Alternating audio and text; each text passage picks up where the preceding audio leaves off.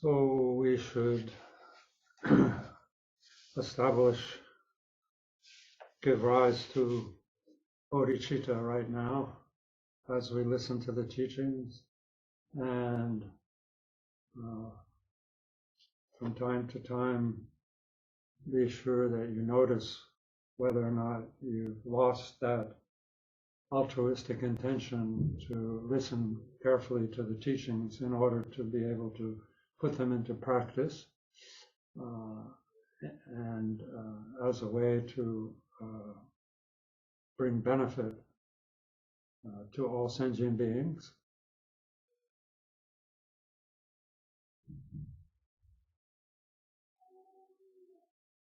In the Bodhisattva path,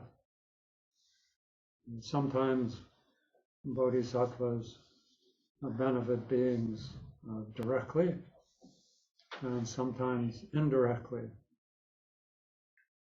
When we listen to teachings or do retreats or practice meditation, training meditation and so forth, the benefit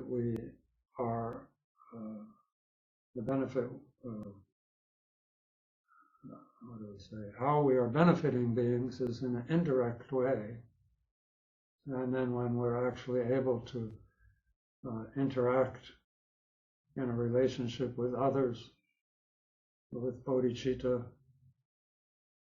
through generosity, through discipline, in regarding others, patience, and so forth, then we are benefiting beings directly. But both of these, we need to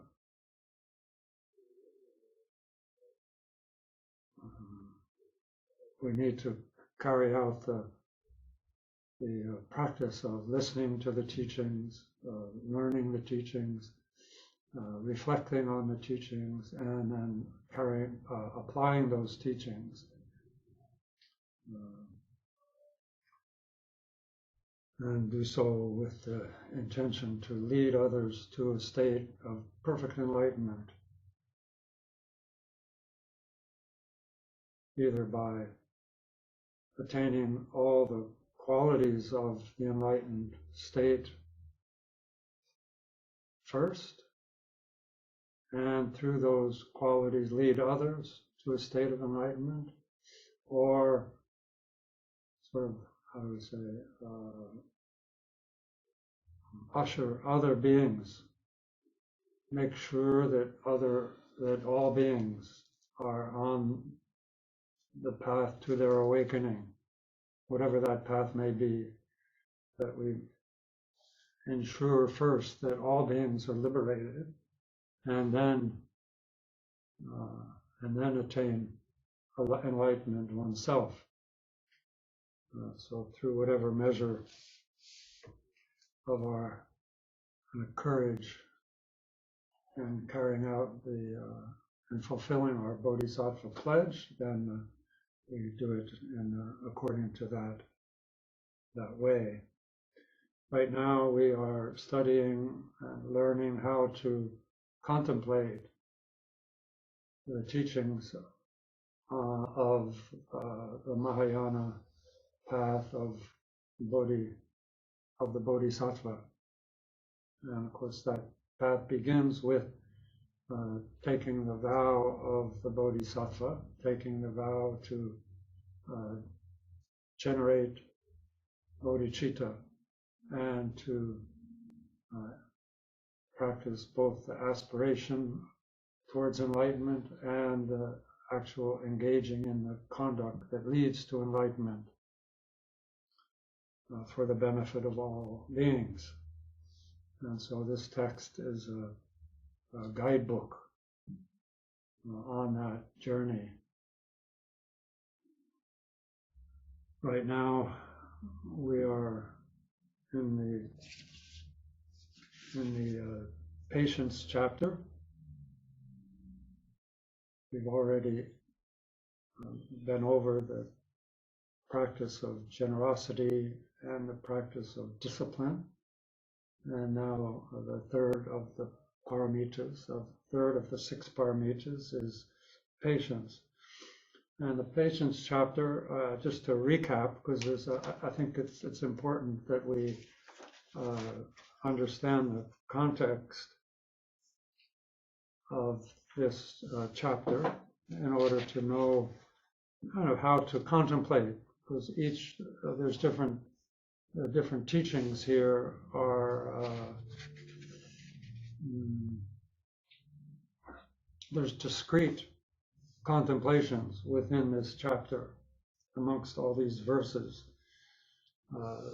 For instance, the first 10 chapters we should contemplate and reflect again and again on these 10 chapters in order to understand the importance of removing anger and the value of patience, which is the opposite of anger. Or you could say that anger is the opposite of patience. And again, and so that these contemplations on these first 10 verses fortify our intention, our motivation to practice compassion and develop the wisdom through patience, through the training in patience. Then specifically just the 11th verse, you should always go back and reflect on this, because it is this verse that encapsulates all of the experiences that arise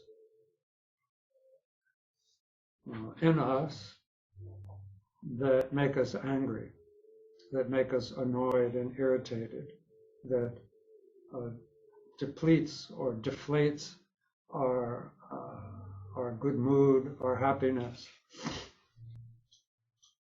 And so this verse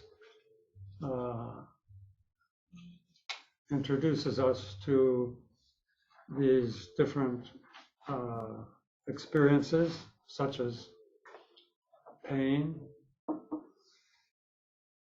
and humiliation, and here it says, and insults and criticisms.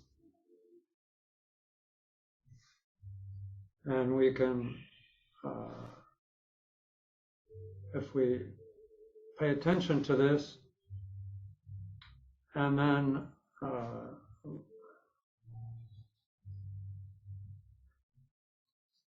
begin to notice throughout the day. I mean, this chapter is very practical, but it does require us to contemplate. We do know what we're doing. Litanies. I matter.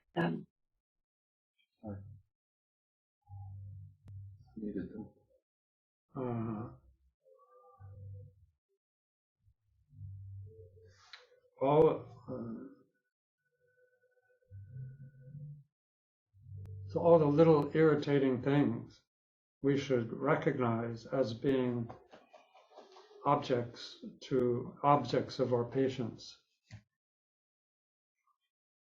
And they fall into these categories, even though there's only 4 there, but basically there's these 4 categories, and then we can expand those to from both things that irritate us and things that irritate us because they are about others, those that we love. Like we're irritated by our own pain. It's too cold, it's too hot, we got an ache, we get sick. And then those that we like, those are our friends and so forth. Anyway, if you review that verse there, it will help us, it will help you to be able to identify the target of our practice. If we don't know what we're looking for in order to be patient, then things will sneak up on us because we have so many habits. I always get irritated about this. You know, this red light. Why do I always encounter a red light at this intersection? That kind of, we need to be able to identify, oh, this is something that's interfering with where I want to go, which is another source of patience, another target for patience. Okay, so that's verse 11. Then Shantideva goes on to discuss in the next 10 or 12 chapters being patient about the first one, which is pain. And we come to like verse 21, where it says here, suffering also has its worth. Through sorrow, pride is driven out, and pity felt for those who wander in samsara. Evils avoided, goodness seems delightful. So that what we draw conclusion, the conclusion we draw from that previous 9 or 10 chapters is that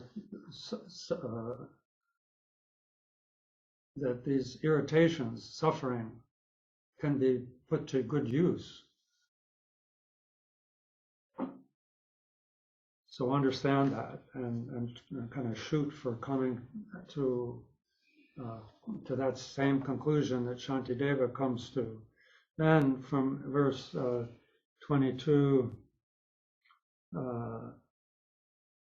to 33, Shantideva goes over how to develop patience on the basis of the nature of pain, kind of introducing in some measure this absolute truth, quality, where the conclusion we draw from that contemplation is that everything is circumstantial. There are no pre-existing autonomous events, that everything comes together and falls apart circumstantially. So his carrying out the logic and analysis that he introduces to us in those verses is very very helpful in developing a patience on a more fundamental, deeper level. And then let's see. Oh, then we're okay. That's where we got to last time, I think. Yes. So now we're on. We're on verse 34. Okay. So verse 34 says. Now this is the topic here is each one of these. This is the third way to deal with the target suffering or pain.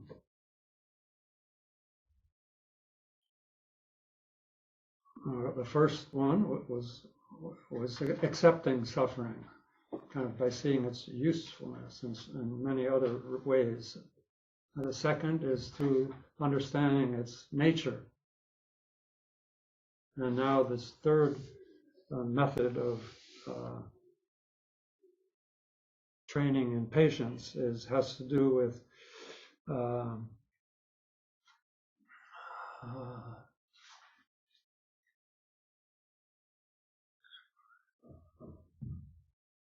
it's a training in patience that sort of disregards harm in a certain way. Maybe at the end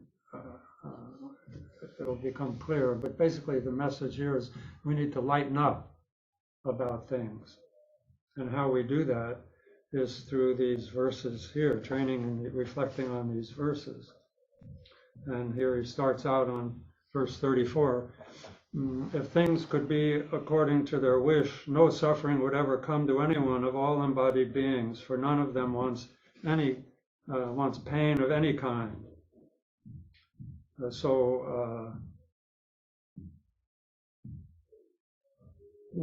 What we wish for is kind of happiness that doesn't depend on conditions, that doesn't depend on anything. It's sort of free. We want to be free, and we want everything to be free as just like we want it. And that's not how things work. Everything arises through causes and conditions, and we don't have the wisdom, the profound knowledge to really understand the breadth and reach of causes and conditions.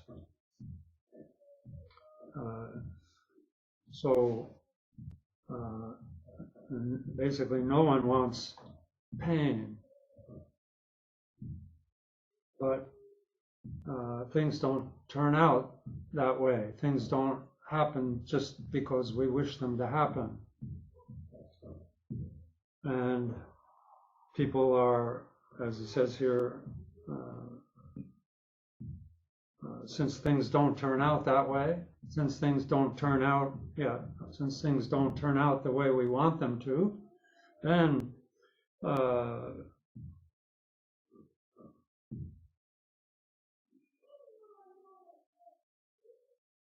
we kind of inadvertently, here he says carelessly, all unaware, people tear themselves on thorns and ardent pursuit of wives and goods. I would rephrase that to be that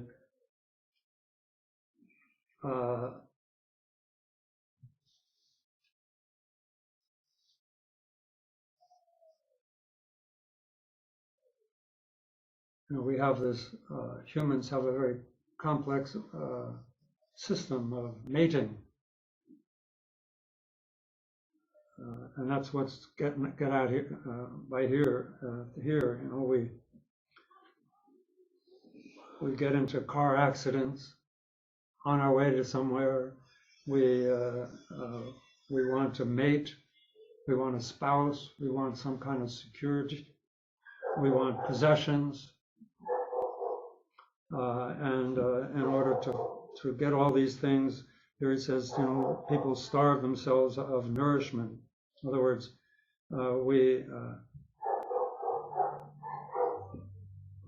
inflict suffering on ourselves inadvertently, and other people hang themselves or leap into the void. They jump off of bridges and jump off of buildings, and or shoot themselves or hang themselves, he says, or take poison or consume unhealthy food, or by their evil conduct, in other words, engaging in the 10 kind of categories of actions that produce suffering, killing and stealing, sexual misconduct, lying and so forth, we bring destruction. We harm ourselves in the future, and in this life and in future lives. So people do all these kinds of things. It doesn't take a lot of commentary to tease out what's being referred to here. For when, and 37 says, for when affliction seizes them, they even slay themselves, the selves they love so much. So when we're struck by anger, rage, or any of the other things, hatred, or any other affliction, people even can destroy themselves, kill themselves, even hate themselves so much. So if people can do all these things that are in these verses, these 3 verses, if people can engage in these, just in the sort of playing out of a natural life with the afflictions, then how can they not be the cause of others' bodily distress? If they'd even do that to themselves, then how could you expect them to not do it to others? The body of others. They will. It's as if beings become possessed by demons. So this is just the natural playing out of life under the influence of the afflictions. So we can't expect people to do something except that, basically.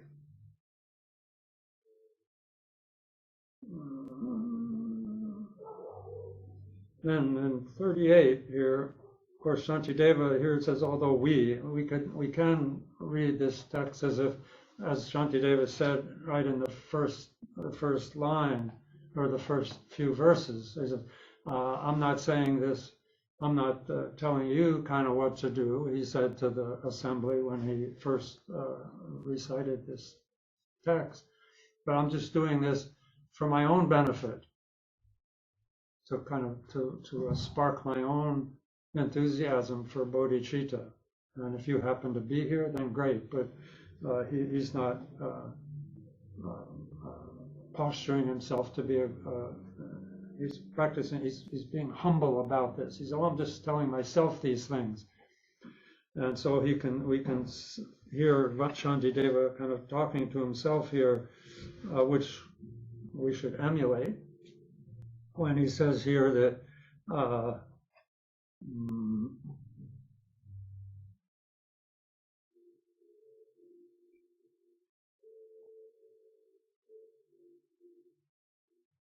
so even though we are bodhisattvas, even though we're infant bodhisattvas, we just took the vow of the bodhisattva, so we're bodhisattvas. But when we see those who are not free from defilements, from the afflictions, and watch them or see how they are almost catapulting themselves into suffering. Here it says perdition. That's a pretty heavy term. I think perdition has that means eternal. Like I think it means eternal damnation. That's a little. I wonder how they discuss this, the translators amongst themselves, who was advocating for perdition. But it's not a Buddhist concept, is eternal damnation. But basically, it's another way of saying the worst, people do the worst things for themselves in their hatred and anger. And here he's saying that even though we should be compassionate like a bodhisattva, and we can't do it in the face of someone's wrath and hatred,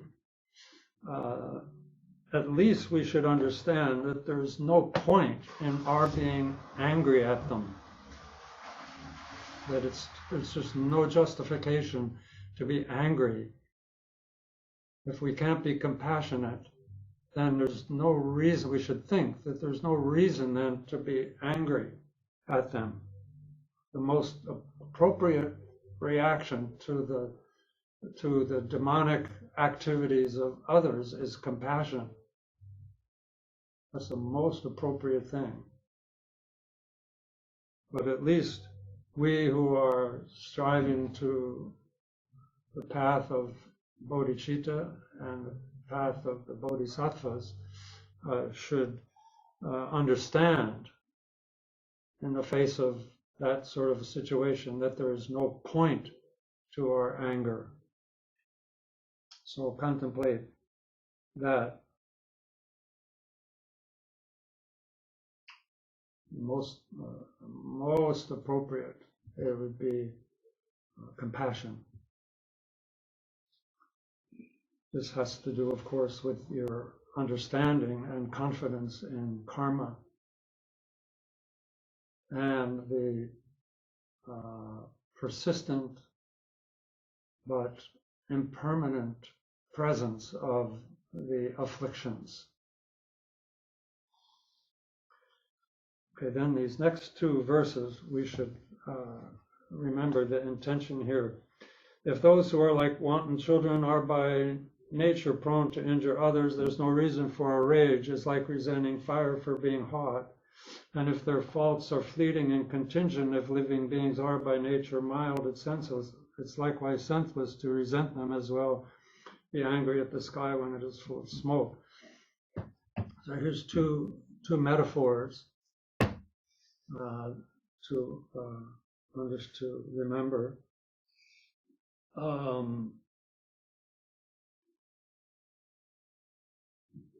So we can ask ourselves, are ordinary people who act like, wanton children? Wanton children here meaning like someone who's cruel, who's sort of playfully cruel, like sometimes children are wanton. I mean, it's not a common word anymore, but here it means sort of who's in the cruelty of children, intentionally cruel towards other children. If ordinary people are like that, is it their nature? Is it their nature to harm others like that, or is it not their nature? If we think it's their nature, it's their very nature, it's their sort of, yes, it's their true nature to be cruel, then again, there's no point in being angry because that's just their nature. So there's no point in being angry. To be angry would be like being annoyed with fire for being hot, blaming fire for burning your hand. So think about that. On the other hand, if their faults are fleeting and contingent, if the ordinary people are, if their aggression and their hatred and prejudice is adventitious, if it's fleeting and kind of circumstantial, contingent. If it's adventitious, in other words, if it's like adventitious means, in this case, it would mean like superficial. It's not really who they are. It's just something adventitious, like dirt on a white shirt. It's just adventitious. It doesn't change the whiteness of the shirt. The whiteness of the shirt is always there. It's just covered over adventitiously by dirt. And when the dirt is removed, because it's adventitious, then its white nature, its natural whiteness is once again revealed. So if beings are gentle by nature, their real nature, and that their afflictions, how they're acting out their afflictions is just adventitious, then it's also useless, stupid, or senseless to be angry at them. It would be the same as being angry at the sky, or when it's full of smoke, or to blame the sky for the smoke. Just like we, in the Mahayana, if we think all sentient beings have Buddha nature, and then somebody does something cruel out of hatred, and hatred, we can't blame their Buddha nature. The target of our patience is hatred.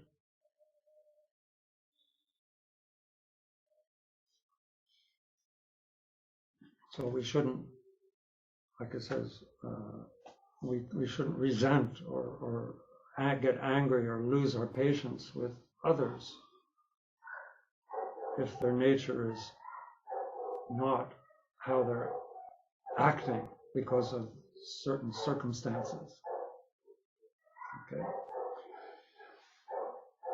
And the next few verses carry out another logic, another series of what do they call this? Reasonings, analysis. Although it is their sticks that hurt me. So here now he's talking about if someone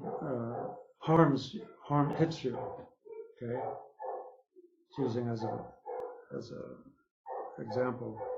So although it is their sticks that hurt me, they intentionally hit me with their stick. I'm angry at the ones who wielded them. So we get angry at the one who hit you with the stick, who hit me with the stick. But the one who hit me with the stick, they're driven by their hatred. They're out of control. They lost their control. They're not in charge of themselves anymore. They're driven by hatred or some other. Here, because it's a patience chapter, a lot of the targeting has to do with anger and irritation and annoying and blaming and all these kinds of ideas here. So we're talking about training in patience. So therefore, instead of the person who hit me, wouldn't it be more accurate to blame the stick? It was actually first the stick hit me. And then secondly, it's hatred that hit me. It's a combination of the stick and hatred. The person was not in control. The person was under the influence of hatred. The hatred was transferred to the stick. So why get mad at somebody who hit you? You should be mad if somebody punches you. Would you get mad at the bones of their knuckles?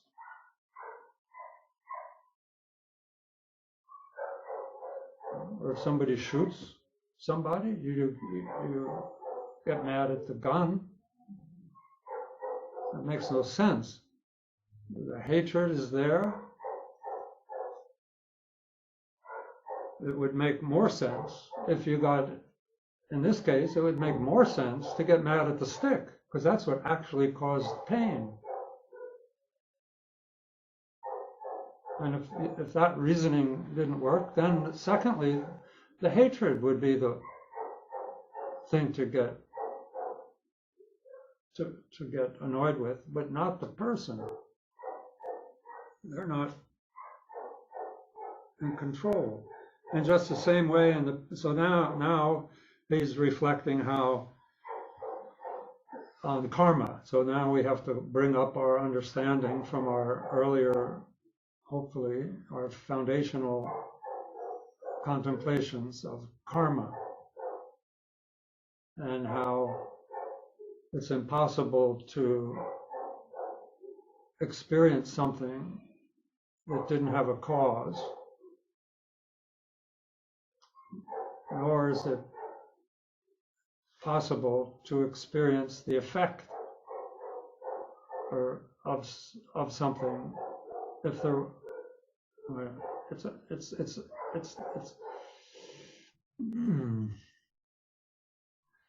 anything we experience has to have had a cause. You can't experience something that didn't have a cause.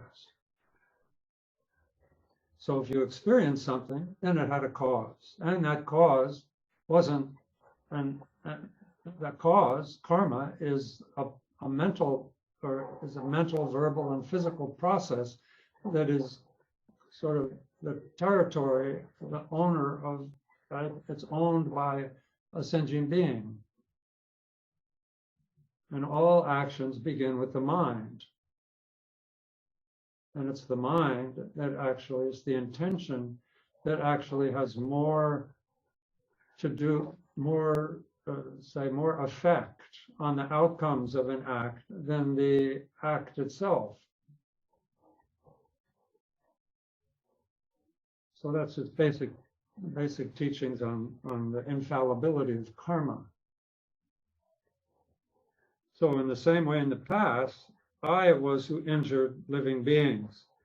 Therefore, it is right that injury should now come to me. They're torture. So if I got hit with something, then that's just the playing out of the effects of karma. And we've been afflicted by attachment, aversion, ignorance, pride, doubt, fear, jealousy, envy from beginningless time. So this is just the carrying out of cause and effect.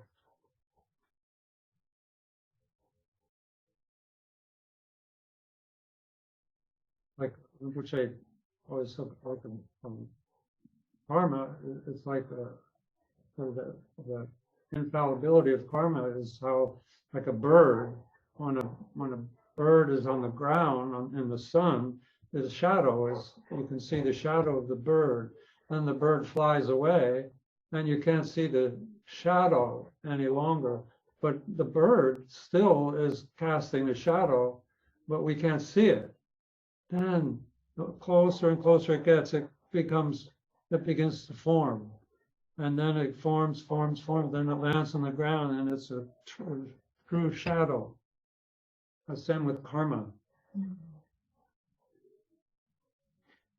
So he says here, their weapons and my body. So their weapons as the cause of my pain, and my body, which was the object of my pain, both are causes, or both are, let's say, sources of my torment.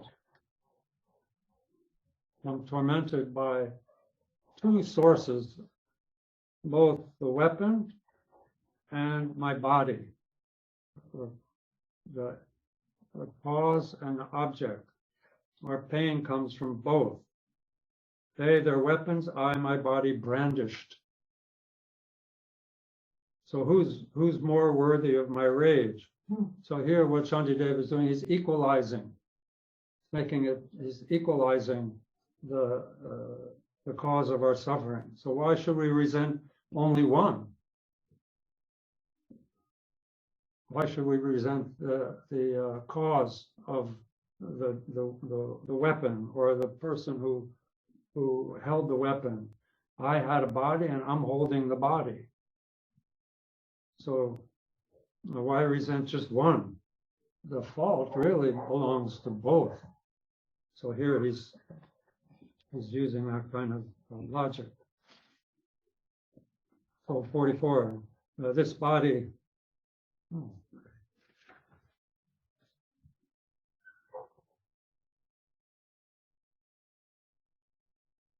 This body, running sore in human form, merely touched it cannot stand the pain. I'm the one who grasped it in my blind attachment. Whom should I resent when pain occurs?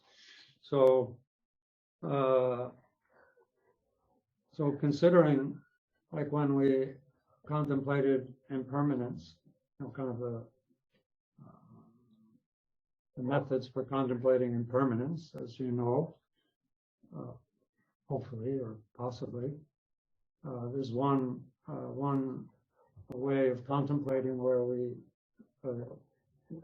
using our body as our own sort of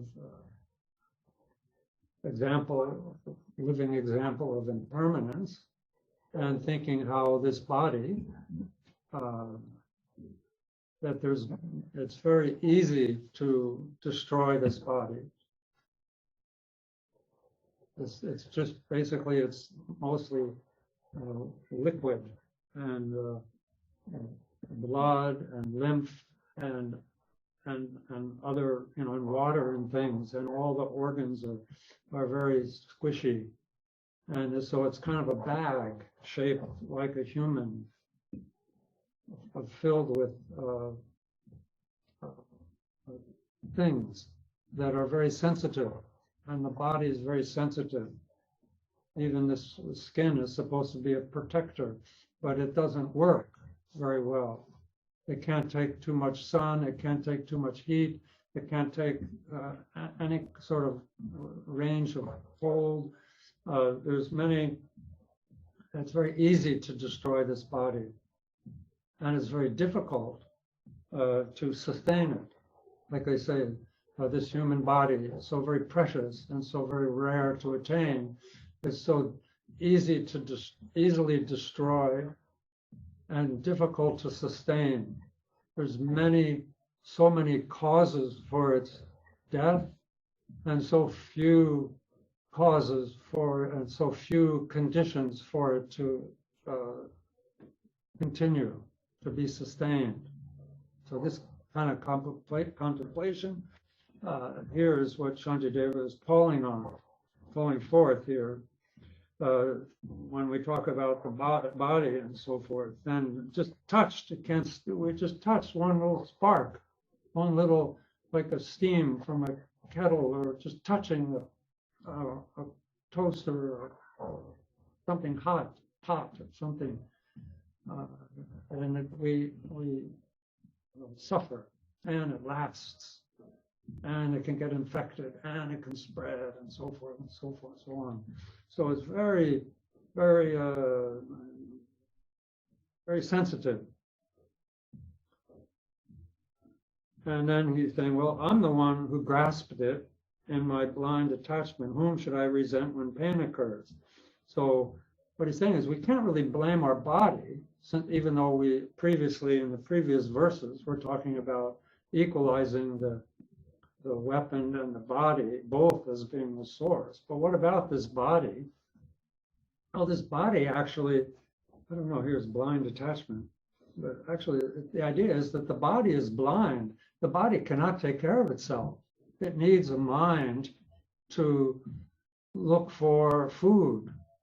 It needs a mind to put clothes on. It needs a mind to put itself under shade if it's too hot. It's mind that carries out the craving that the body needs to be sustained. The body is kind of incapable of taking care of itself on its own. the owner is in charge of the body.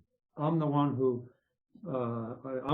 grasped it and became attached to it. I don't.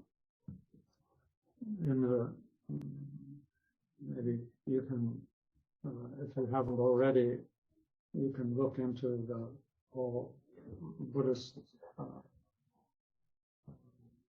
background of gestation, how when the sperm and the egg come together in that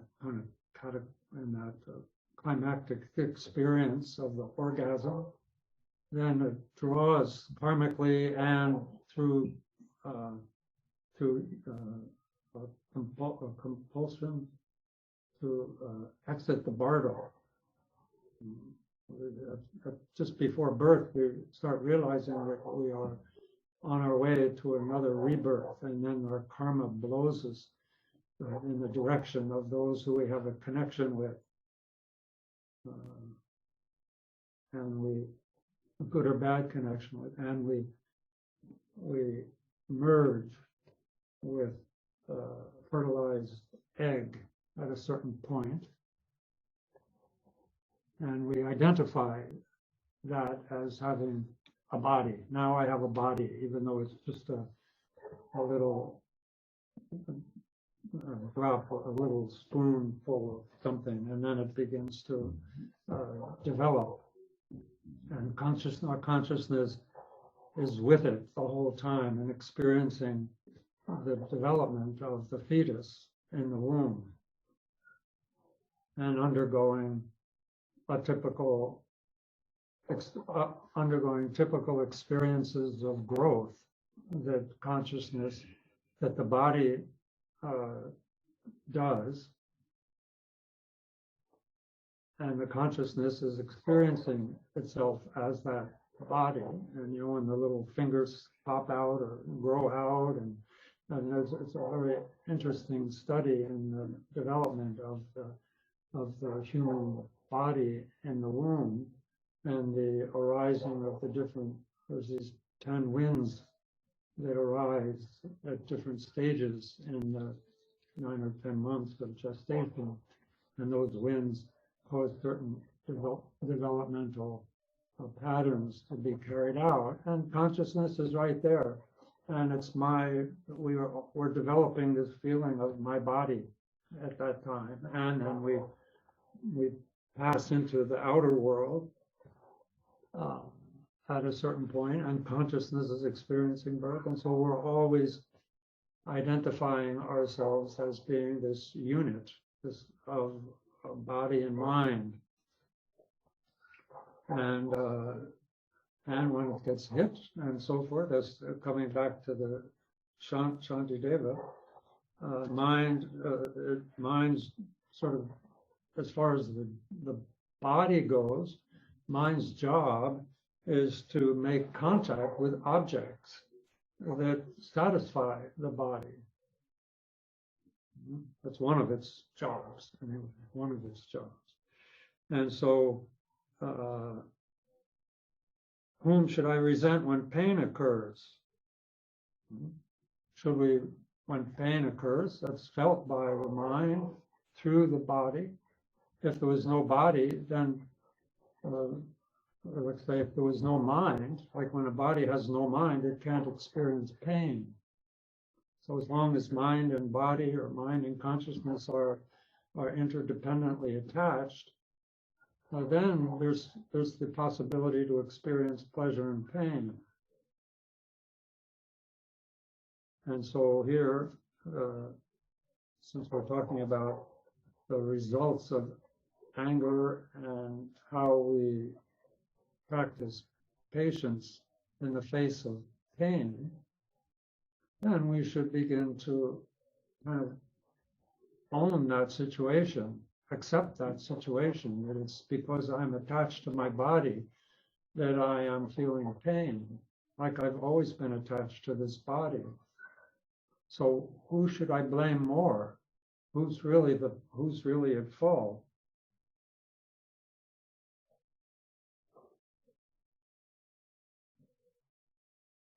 So like he says here, whom should I resent when pain occurs? And the implication is we should blame ourselves, not others.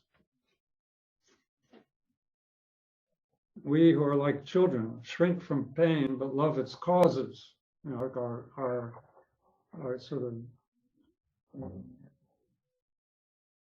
default or our habit is such that it's very easy to neglect. It's very easy to engage in non-virtue. It's like kind of going with the flow. We love the causes and don't like the results. We hurt ourselves through our own misdeeds, he's saying. Basically, our pain is self-inflicted. So why should others be the object of our rage? Why should we be angry at others? We should be patient, we should be compassionate. Patience gives us patience. From patience comes compassion. So we want to go from anger to patience to compassion. So he's giving us sort of a blueprint on how to divert our attention away from resentment and irritation and anger and drawing it towards patience and compassion. And this sort of these 3 or 4 verses here in the 7-point mind training, there's one slogan that says, "Drive all blames into one." That kind of corresponds to these, if that's something that you or should we drive all blames into one. All suffering comes from self-clinging. And the practice is where you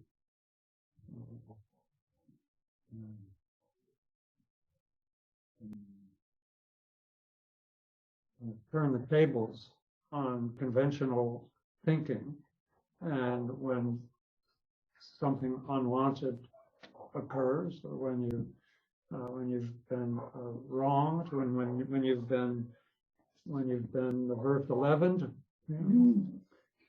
when any of those things have happened to you, or then you, like we said last week, ones don't be predictable. Drive all blames into one, which is recognizing that all suffering comes from self-clinging. And then in the space that's created by that understanding or awareness, then look, okay, where is the self?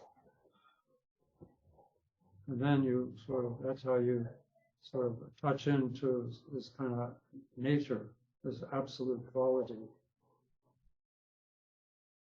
by not finding a self, and then just being patient with not finding a self, and then practice taking and sending.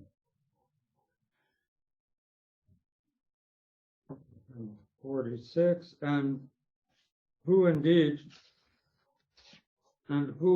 should I be angry with? This pain is all my own contriving.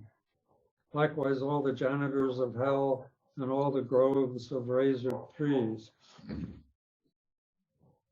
So again, this is concluding. This is a further saying this similar idea to always question. Okay, well, this happened. I got angry at this thing or this person. Like, who is that justified or not? We should inquire of ourselves. Why am I angry at this person or this situation? And then see how this all came about through karma. Like with all the janitors of hell and the groves of razor trees. So that has to do with Shantideva's reference to the different hell realms, janitors of hell. I don't know janitors, like janitors, but there's one hell, this Ptolemy groves of razor trees. This is a bad one. Usually that has to do with being too attached to someone. Then you see them at the top of the hill and you run up, and then all the trees through the forest, and all the trees turn to you, and your craving is so that you get splashed the whole way up, feeling great pain and suffering. Then you get to the top, then you look, and there's down there is now the object of your compulsion. And then you go down, and then the razors, the swords, the razors, they turn this way, and again you go down, and you're going back and forth.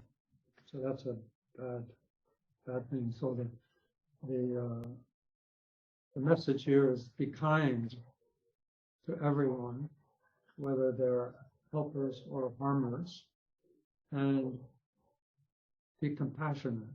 Understand the suffering of all beings, not just the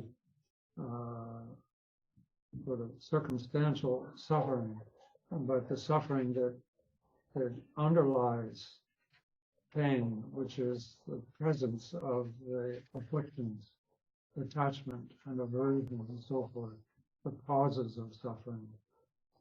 So practice immeasurable compassion by using one circumstance or one person, and go through and contemplate your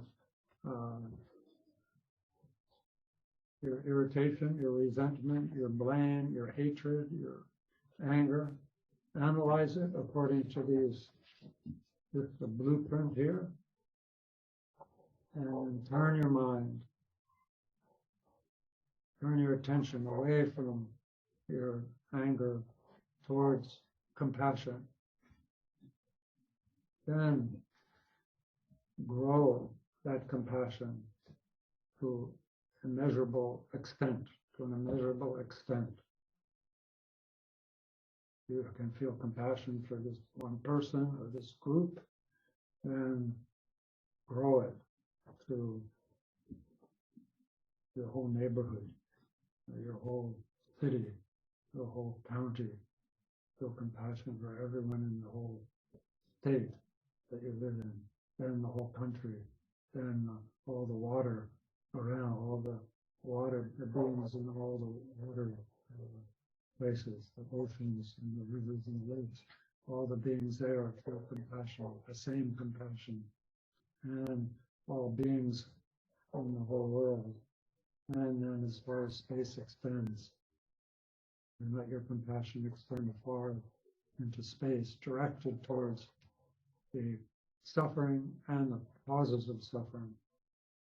It's two things. And then at a certain point, then just kind of free yourself from any object and just settle into that immeasurable compassion that doesn't have an object. No subject, no object, just pure compassion. So strive in that way, and meditating on the immeasurable compassion based on somebody hating you and saying bad things about you, to your face, or to rumors or gossiping, and based on that. That's how you begin to feel grateful for your enemies and those who would harm you. Your gratitude for them would be equal to the Buddha. That's the only way that it's going to happen. It's not a philosophy that you believe in, but it has to come from your direct experience of your mind, embracing all of life with compassion.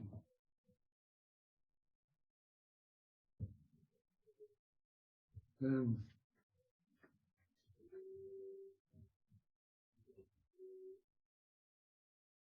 the next verse 47.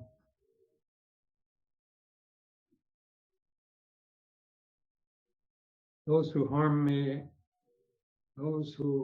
me rise against me. It's my karma that has summoned them. So basically,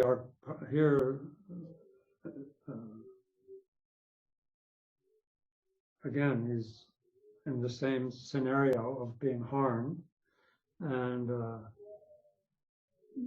someone rises against you, robs you, harms you in some way.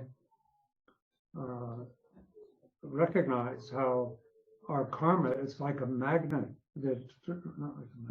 that these who harmed you are basically the agents of your karma. Like when we have like it says in our opening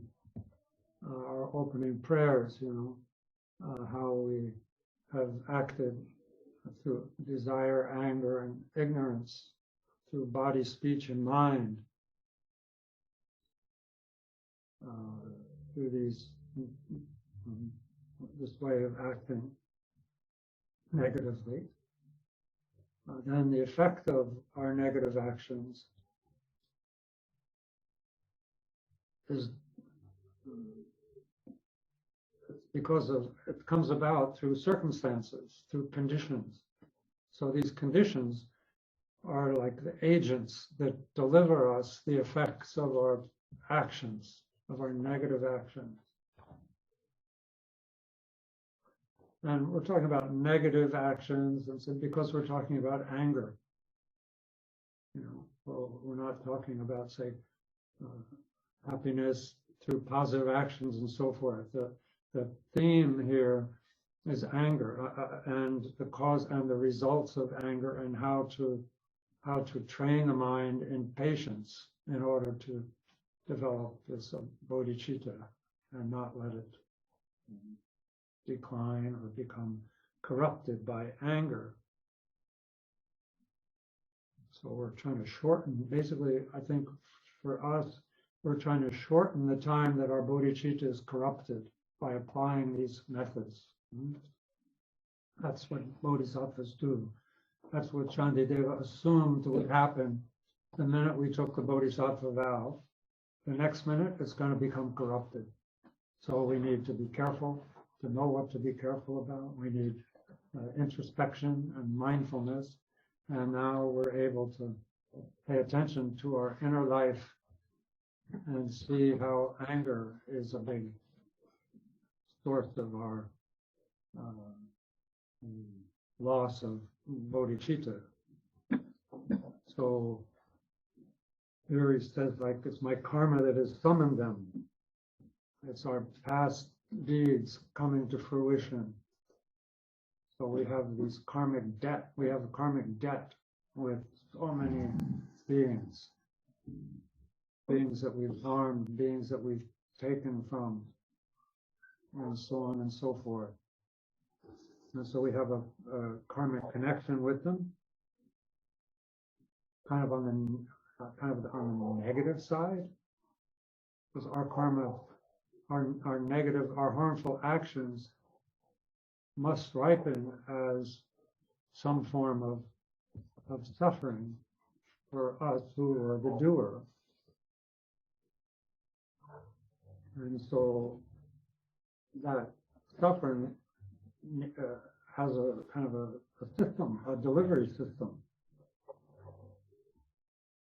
Some actions, it's like overnight delivery. Some actions, we have no idea why this happened, why this thing fell on my head out of nowhere. Somebody dropped something off a freeway bridge, and went onto my window and I careened over and got hurt. We have no idea about the interdependence of things. That's the domain of the Buddha, the omniscience of the Buddha, who can see that. But even bodhisattvas can't know all the intricacies of why things occur from a karmic point of view. But we can be sure that if we're suffering, we can be sure that there's some cause for it, that there's some cause for it that had to do with a negative action. Attachment, aversion, or stupidity, the main three poisons, the main three afflictions. So we don't have to get way sort of analytical about the details of what it is we might have done in some other lifetime or anything like that. All we need to know is have confidence that karma is infallible, and if something pleasant occurs, if some success occurs, if some happiness comes, then it's the result of some positive, helpful, kind, lovingly motivated act of body, speech, accompanied by that kind of mind.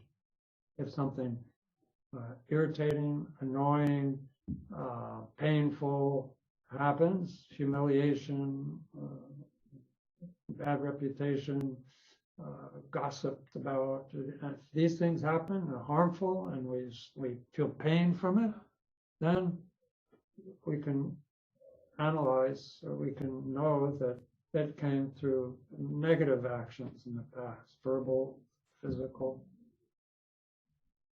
or mental, but something negative.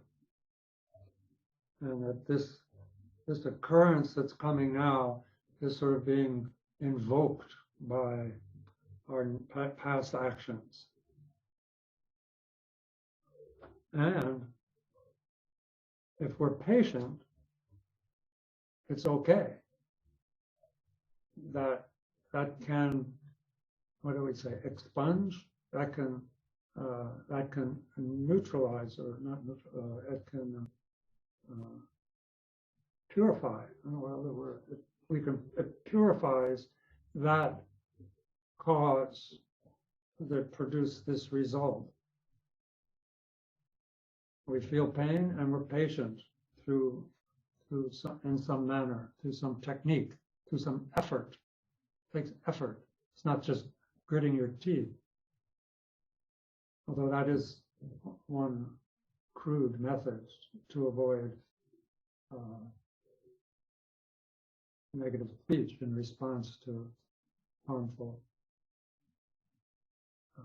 experience. But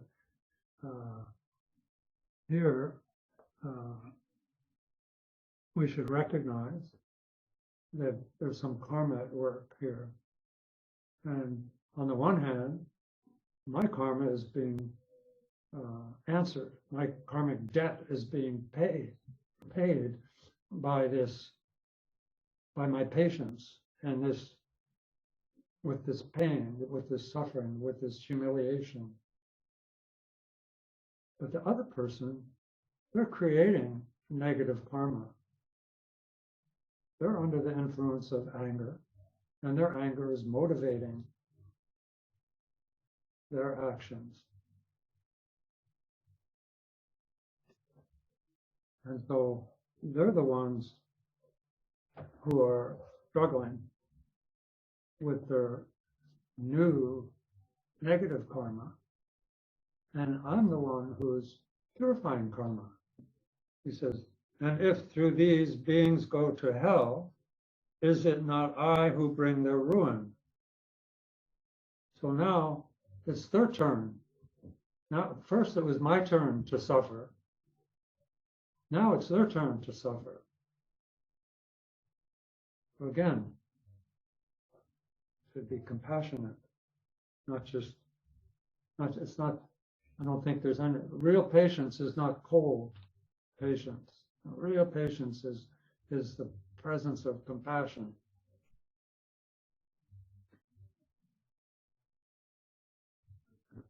if we can practice compassion, or if we can practice patience, then the next verse says, because of them and through my patience, all my many sins, all my negative my neurotic actions are cleansed and purified, and I've even accumulated merit by my new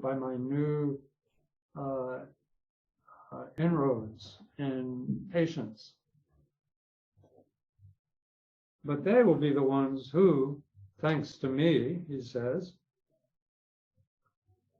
being kind of the cause and condition of their negative acts, it's through me, but they will be the ones who, thanks to me, will have the long-drawn agonies of hell.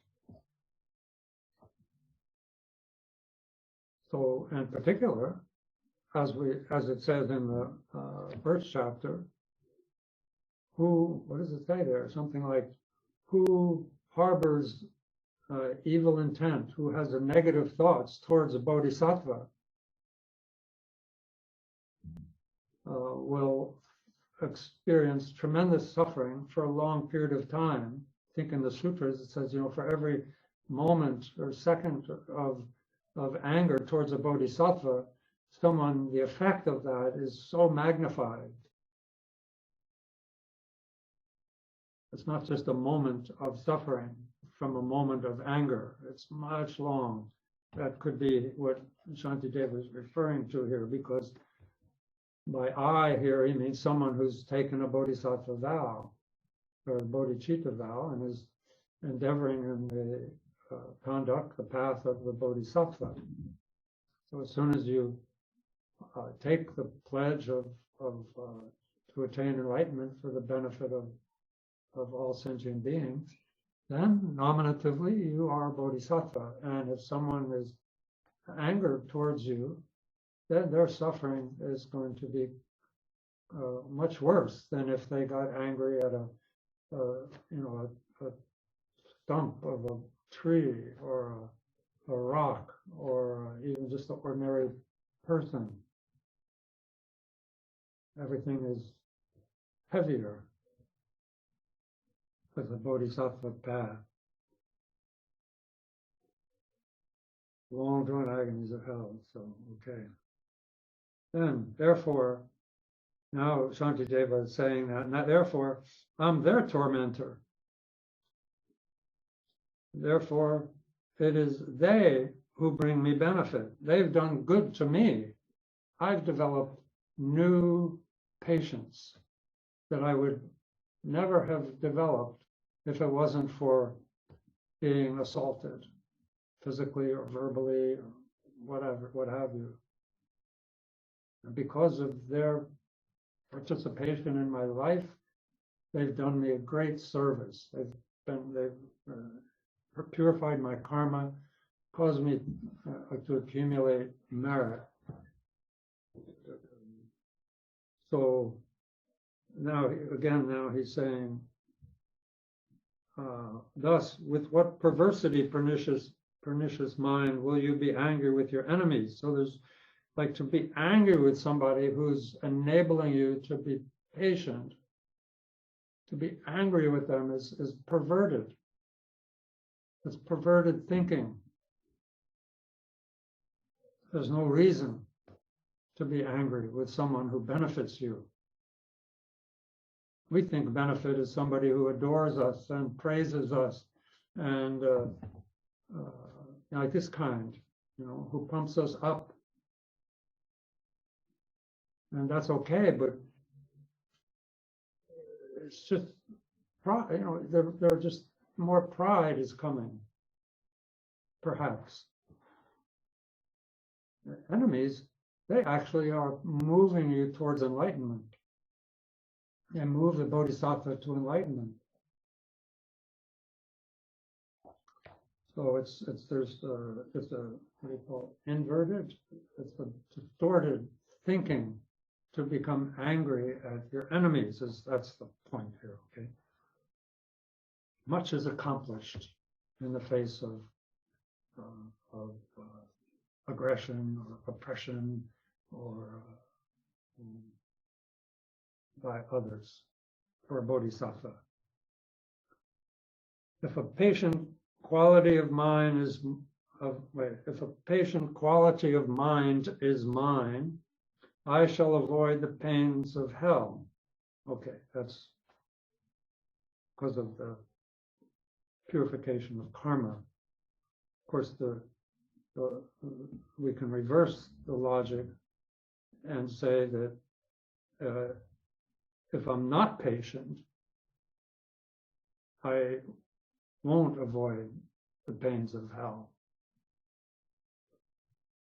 If it's one, then it's also the converse. You're not going to avoid suffering if you retaliate against an aggressor. There's nothing accomplished there. But though indeed I save myself, what of my foes? What fate's in store for them?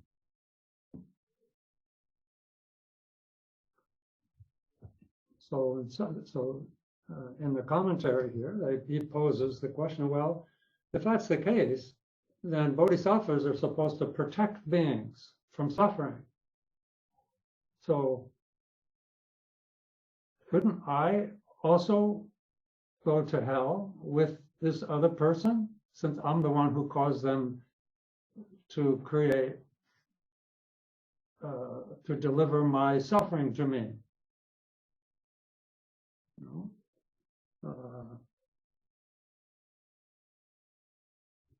And on the other hand, since they benefited me by hitting me, shouldn't they avoid going to hell? Shouldn't that be a virtue for them?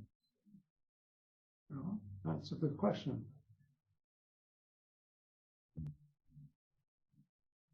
But the point here is patience.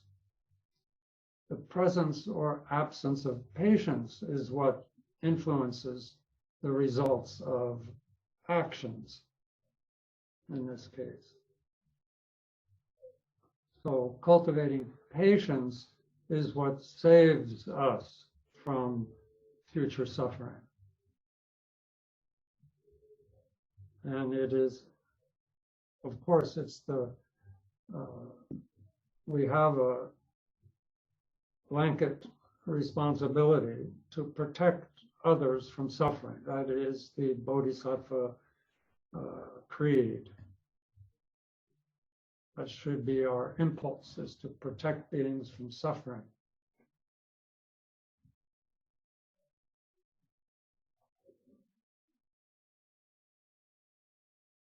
But if we, like it says here in the next verse, if I repay harm for harm, if I retaliate, indeed, they'll not be saved thereby. Harming them won't protect them at all, or being angry at those who are angry at us gives them no protection whatsoever. So even though we may not be able to protect them from suffering, we might not be able to protect them from their future suffering by their aggression towards me. I shouldn't then take that as a mandate that it's okay to retaliate. I should be patient. Perhaps now and perhaps in the future, and definitely in the long range, my patience will be such that the wisdom of that's inseparable from that patience will enable me to just spontaneously be able to benefit and protect someone who harms me directly. But it won't come about through anger, through what's called, righteous indignation or whatever, a good war. Or what is it? Christianity calls it moral war, something like that. Only with patience can we actually protect others from themselves. So that's our number one at this point. My conduct, okay, then he says the second part of that is my conduct will in turn be marred. Austerity of patience brought to nothing. So my conduct, meaning my virtue, my discipline, my moral practice, which is what is the basis for patience, right? Is generosity, moral discipline, and patience. You say patience perfects moral discipline, and moral discipline is the basis for patience. So if we violate, or if we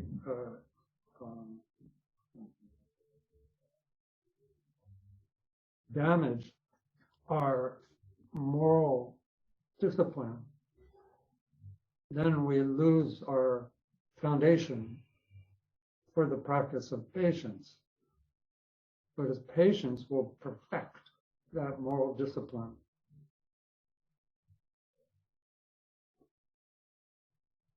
And one of the most fundamental, even in the Vinaya, the most fundamental conduct for a Buddhist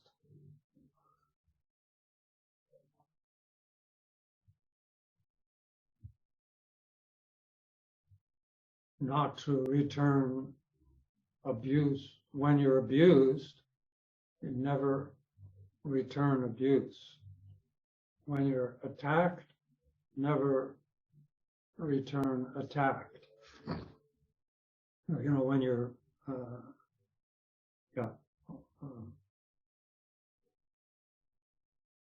when you're, what is it? The object of anger, to not engage in, not be angry when someone is angry at you, not abuse someone when someone abuses you, and not strike, not hit somebody when somebody hits you, and don't hit back. And also when someone, the fourth of these four is when someone, let's call it, when someone exposes your faults, then don't expose their faults. So these are the four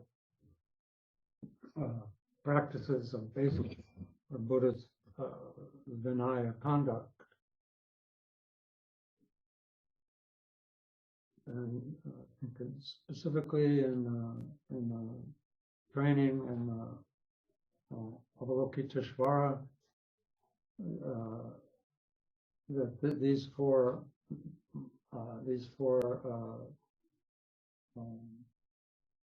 modes of conduct are also part of the samaya of the Avalokiteshvara practice. So when he says my conduct will in turn be marred, well, I'll be incurring, I'll be destroying my most basic moral discipline if I return anger for anger and these other things. And austerity of patience will be brought to nothing, as it says in the first few verses of this chapter. The most profound practice of the Bodhisattva is patience. It's the most powerful austerity is patience. Think of patience as being the highest form of virtue at this point in our kind of Bodhisattva career.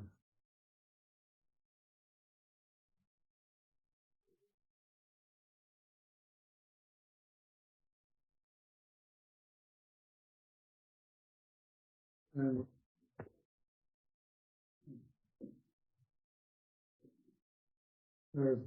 we should also, as like I say, as people engaged in the world, which we should be, we are, and we should be. We have a great opportunity in this practice of patience, and we're maybe almost halfway through this chapter, but if you can sort of contemplate this section and the previous review and contemplate the previous sections, it's good to maybe start with the 7-branch prayer, like we start a 7-branch practice, like we do at the outset, and then sit, and then read a few verses. Maybe if you have notes or something, then and refresh your understanding of it, and deepen it, and contemplate it, and remove doubt about it, and become confident in these teachings. And then when it comes to protecting, then we should understand as practitioners like this,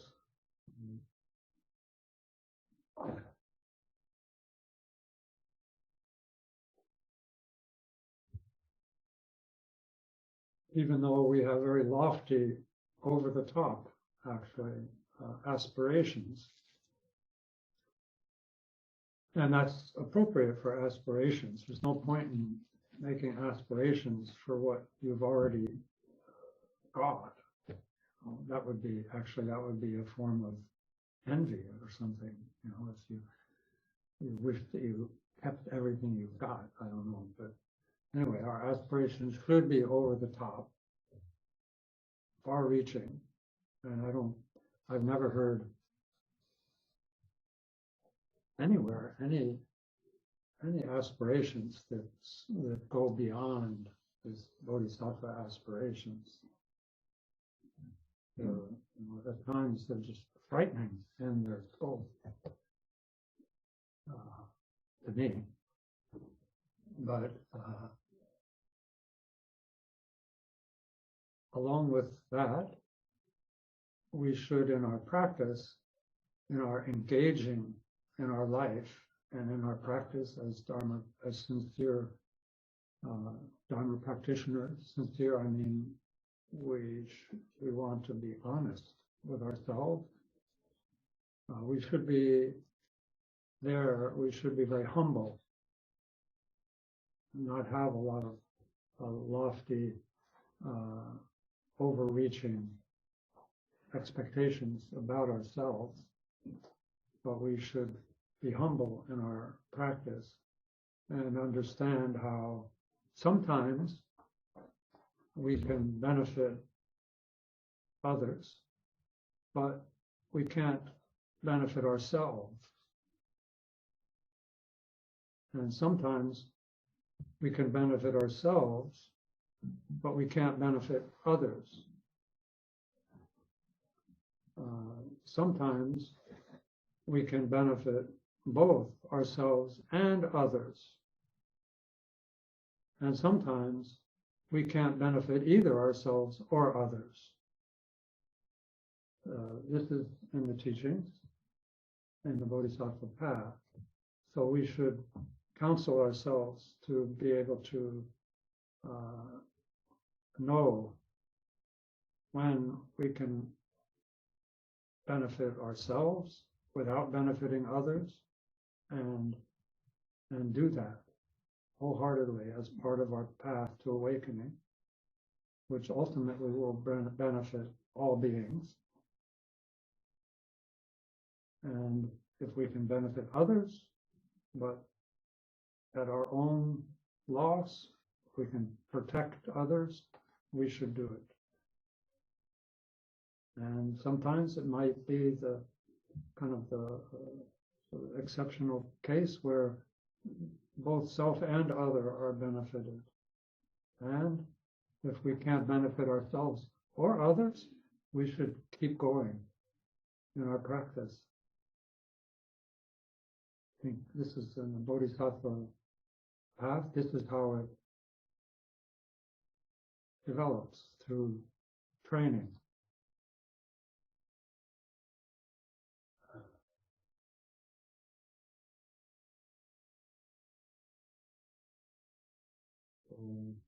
We are at the end of this section, verse 51.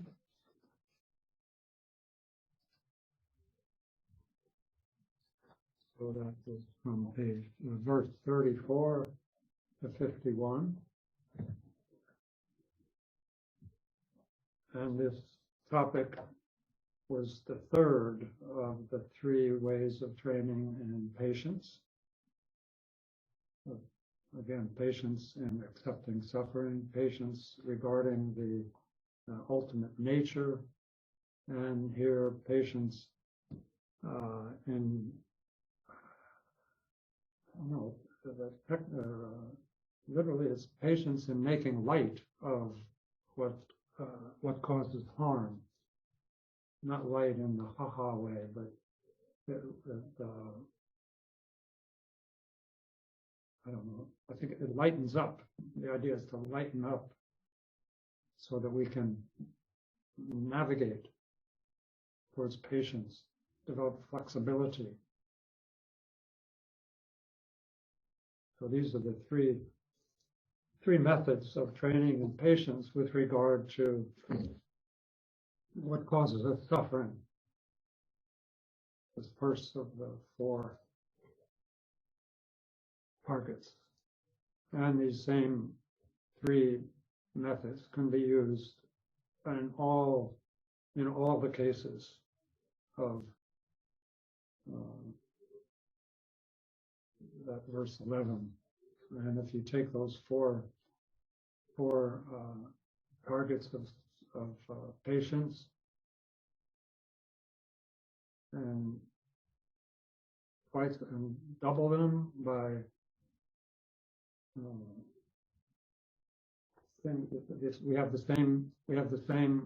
we get irritated when it happens, not directly to oneself, but to those that are kind of your loved ones, or your group, your club, your party. So then it makes 8. And then, as it says, then as far as our enemies go, we want the opposite. We get irritated when somebody makes our enemies happy. We get irritated when our enemies become praised, and so on and so forth. The opposite of these 4. Then you've got 12.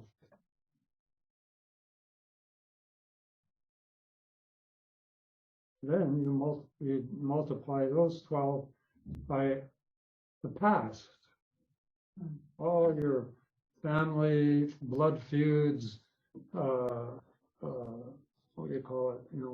Persecutions, racial things, nationalistic things, country things, political things, economic things, all the things of the past, these things. And the present and the future. The future, we get angry at the future.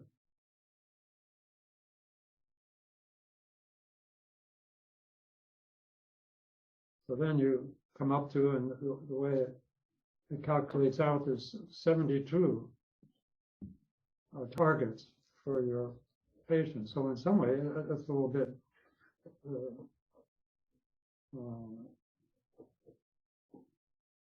not really minutia, it's just like calculating, so that we begin to identify objects to be patient with. The more objects we can identify to be patient with, then the faster, the more our patience deepens and the scope of it broadens. And so you begin to identify what used to be just a habitual way of thinking about this thing or that thing, into, oh, this is actually, I can actually practice with this thought that comes up about this other group or this blood feud or whatever it happens to be. So we shouldn't just skim over and assume that we know who our enemies are, I guess is what it comes down to. But we should have a good bank of ideas about what opportunities we will have to practice patience. So then we'll take up the next part, the next thing that we don't like, and is the object of our patience when people hate us, people who treat us with contempt. And those who, anyway, so then we have those. These are all things that we don't want, that irritate us. Then there's later we'll get into those things that obstruct what we want. We get angry at things that stand in our way of happiness. And we get angry at what streamlines our enemies to their happiness.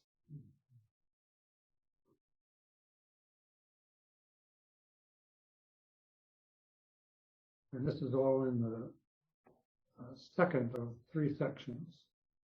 Then we'll get at the end, we come to the 3rd section, which is the teachings on developing respect for beings, respect for others.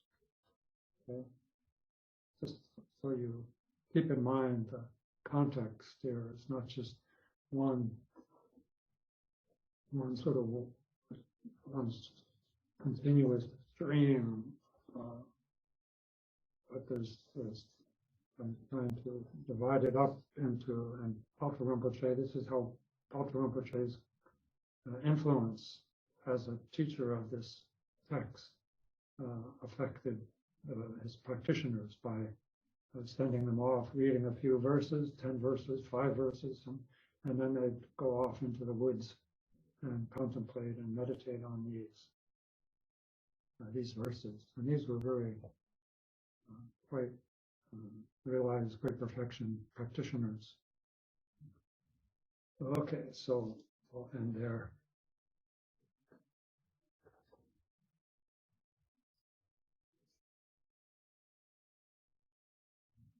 Dedication.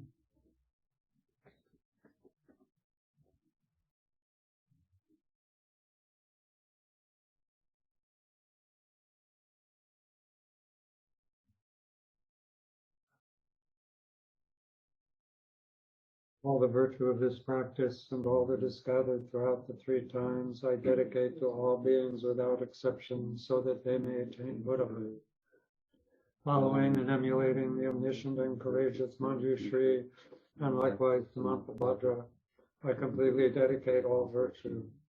Since dedicating merit is praised as supreme by victorious ones of the 3 times, I completely dedicate these roots of virtue for the sake of practicing excellent conduct. May the teachings of Lord Buddha, the only source of benefit and happiness, long remain in this world. May the lives of those who uphold these teachings be as stable as a victory band. Supreme Bodhicharyavatara, so very precious, where it has not yet arisen, may it arise. Where it has arisen, may it not decline, but evermore grow and flourish.